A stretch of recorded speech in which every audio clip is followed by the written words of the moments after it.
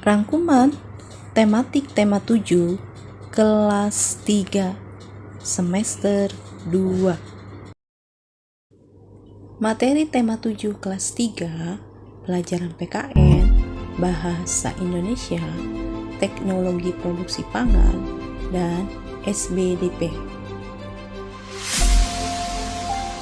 Pendidikan Kewarganegaraan atau PKN.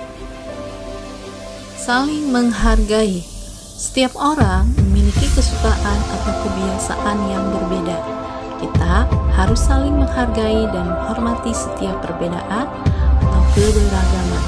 Sikap memahami dan menerima perbedaan atau kesukaan seseorang sesuai dengan pengamalan Pancasila, yaitu sila ketiga.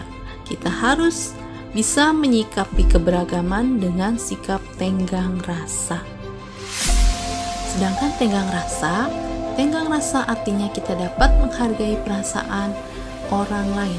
Kita juga harus bisa memahami sikap setiap orang. Jika kita tidak dapat menerima perbedaan, maka akan terjadi pertengkaran dan perpecahan. Dengan menerima perbedaan, akan memperkaya wawasan dan pengetahuan kita.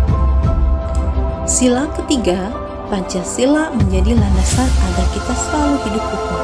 Semboyan bangsa Indonesia adalah Bhinneka Tunggal Ika, yang artinya berbeda-beda namun tetap satu. Materi Bahasa Indonesia.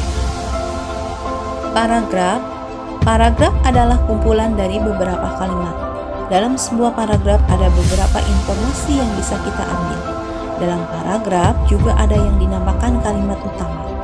Kalimat utama atau gagasan utama adalah kalimat pokok dalam sebuah paragraf. Ada yang dinamakan paragraf deduktif dan paragraf induktif. Paragraf deduktif adalah paragraf yang kalimat utamanya ada di awal kalimat.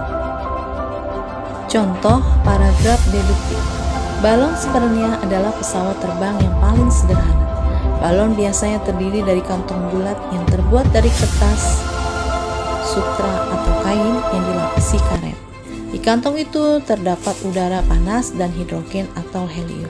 Kantong itu dapat dikaitkan dengan tali atau jala ke sebuah keranjang untuk membawa penumpang atau barang.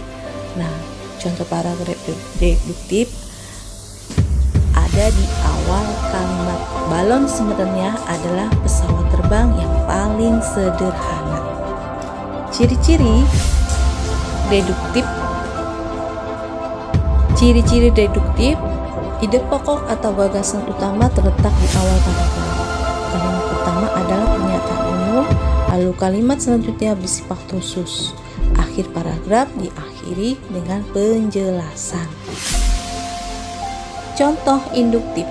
Setelah banjir surut, anak-anak yang berhasil dievakuasi kemarin diantar ke pelayanan medis darurat untuk diberikan pemeriksaan. Ternyata kasus penyakit yang diderita anak-anak korban banjir bandang tersebut cukup beragam. Sebanyak 15 anak mengalami diare, 2 anak menderita penyakit kulit, dan 4 anak dipastikan terkena demam berdarah. Dapat dikatakan banjir bandang yang melanda Denpasar minggu lalu itu membawa dampak yang buruk bagi kesehatan anak korban banjir. Nah, contoh induktif ada di akhir kalimat. Dapat dikatakan banjir bandang yang melanda Denpasar minggu lalu itu membawa dampak yang buruk bagi kesehatan anak korban banjir. Ciri-ciri induktif diawali dengan penjelasan khusus, digeneralisasikan atau disebutkan berdasarkan penjelasan khusus di akhir paragraf. Kalimat utama terletak di akhir paragraf atau kesimpulan. Polanya khusus umum. Teknologi produksi pangan. Baiklah teman-teman, proses pembuatan tempe. Kacang kedelai dibuat menjadi tahu, tempe, dan kecap. Kedelai dibersihkan dan direndam, buang kulitnya, kemudian dikukus, didinginkan, diberi inokulum. Inokulum itu seperti ragi ya teman-teman. Dibungkus, Selanjutnya difermentasi semalaman, dianginkan, dan tempe siap dihidangkan. Teknologi pangan merupakan suatu cara untuk mengolah bahan makanan. Teknologi pangan penting untuk menghasilkan jenis makanan baru. Dengan teknologi pangan, makanan dapat bertahan lebih lama atau awet. Susu sapi diolah menjadi susu bubuk, mentega, dan keju. Daging sapi diolah menjadi sosis, bakso. Baiklah teman-teman, jadi tahu, tempe, kecap, susu bubuk, mentega, keju, sosis, dan bakso merupakan contoh makanan yang dihasilkan oleh teknologi pangan. Selanjutnya, teknologi produksi sandang.